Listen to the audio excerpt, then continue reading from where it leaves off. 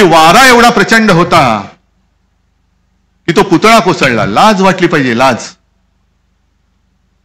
ज्या छत्रपती शिवाजी महाराजाने 300-350 वर्षापूर्वी, 400 वर्ष झाली असतील, जो सिंधुदुर्ग उभारला, तो ऊन वारा पाऊस वादळ लाटा, मग ते टोकते असेल, निसर्ग असेल, आणखीन मोठमोठ्या लाटा, आणि तेव्हाची सगळी परकी आक्रमणं ही छातीवर झेलून आज सुद्धा आपल्याला सगळ्यांना प्रेरणा देण्यासाठी उभा आहे.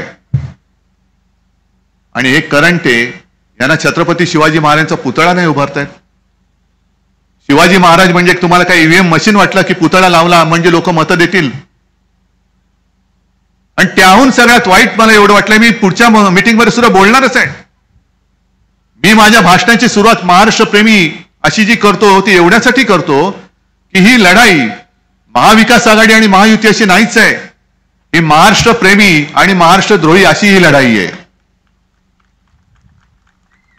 तो पुतळा कोसळल्यानंतर जेव्हा म्हणजे अगदी आदित्य आला होता, विनायक राऊत होते, तुम्ही काही तुमच्यातले पण शिवसैनिक होते, ते त्या ठिकाणी गेल्यानंतर वाट कोणाची अडवत आहे, कशासाठी? अरे तुमचं पाप हे उघडं पडलं तिकडे, आणि बापलेख तिकडे काय मोठ्या मस्तीमध्ये होते, पोलिसांवरती दादागिरी करत होते. ही दादागिरी आपण खपून घ्यायची. इथलं कोणतरी त्यांचा जो उभा आहे तो तर धमक्याच देत सुटला सगळ्यांना, इकडे घुसून मारीन, तिकडे घुसून मारीन.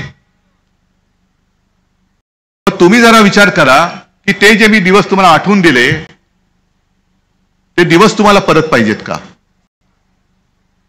आता आणखीन एक बातमी मी बघत होतो, कारण ती